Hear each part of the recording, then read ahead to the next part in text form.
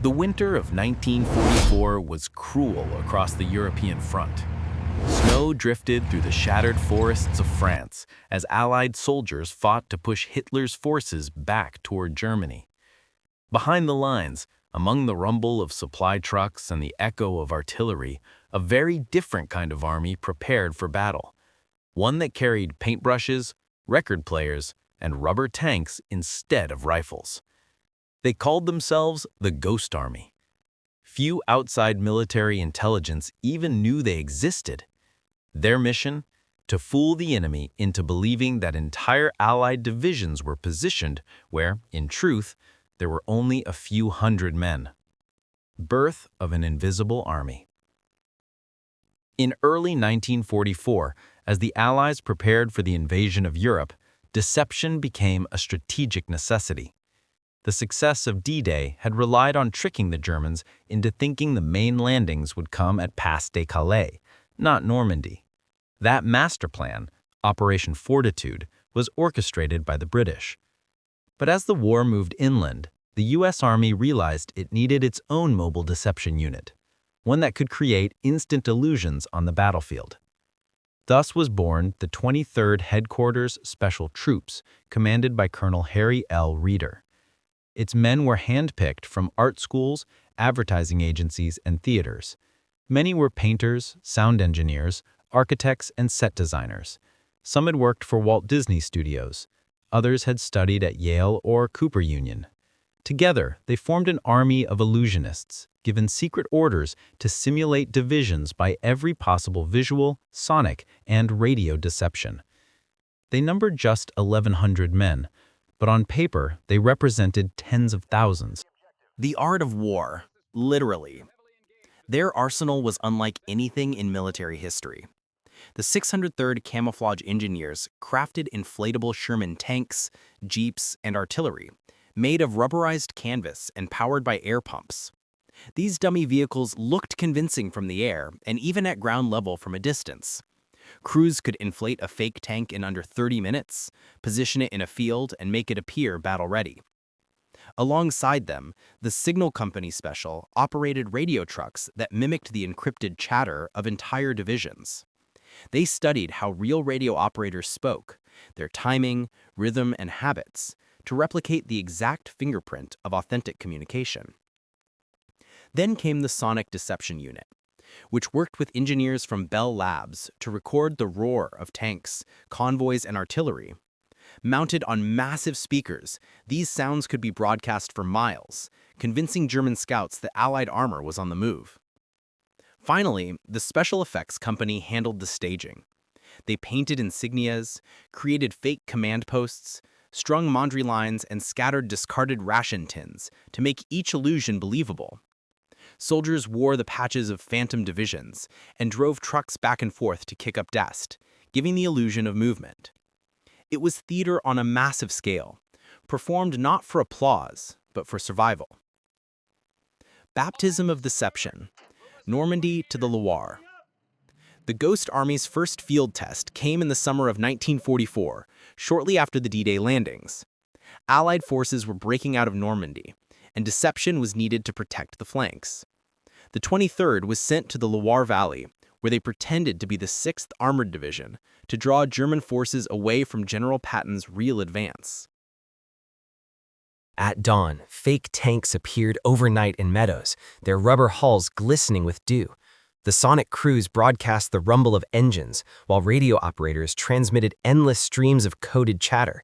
German reconnaissance planes flew overhead, snapped photos, and reported a large buildup of Allied armor. The ruse worked. Enemy commanders shifted reinforcements to face the Phantom Force, allowing Patton's men to move freely. In their after-action report, Colonel Reeder wrote simply, "The enemy reacted exactly as intended." It was the beginning of a deception campaign that would span the rest of the war. Operation Brest, the theater of war. By September 1944, the Ghost Army took part in Operation Brest, their largest deception yet. The city of Brest, a key port in Brittany, was heavily defended. To mask troop movements, the 23rd created an elaborate illusion of a division assembling south of the city. They inflated over 200 dummy tanks, set up fake artillery, and used sound trucks to simulate nighttime construction. One team arranged for truck convoys to circle the area for hours, headlights flickering through the hedgerows. To any observer, it appeared that a major offensive was imminent. German forces inside Brest prepared for attack, while the real assault came from elsewhere. The Ghost Army had pulled off a strategic masterpiece without firing a single shot. The danger of being seen. Despite their non-combat role, Ghost Army soldiers faced constant peril. If captured, they could be executed as spies, since they carried no heavy weapons and often operated behind or near enemy lines. At one point, a reconnaissance patrol came within 300 yards of German infantry. The men crouched silently beside their rubber tanks, praying the deception would hold. A nervous private whispered, "If they poke one of these, we're dead." Their courage was not always recognized, but their impact was undeniable. Every successful operation meant fewer Allied soldiers killed at the front. Operation Viersen, the final performance. In March 1945, the Ghost Army executed their most ambitious act, Operation Viersen, a deception to cover the real crossing of the Rhine River. They impersonated the U.S. 30th and 79th Infantry Divisions, setting up hundreds of dummy tanks, artillery, and supply depots along a 20-mile front.